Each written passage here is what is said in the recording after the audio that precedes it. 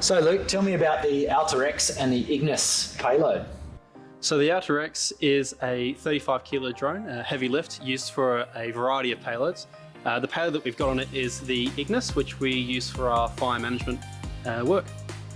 So the reason it's so effective is the way that it can be integrated into any sort of fire management teams. We've previously used it to share to local incident commands, and the system itself is robust enough where you can implement fire maps from those commands as well to ensure that you're only dropping in areas that you want to. The Ignis uses these little ping pong balls, and they get dropped from the Ignis system, and it reduces the requirement for someone to walk around with a drip torch.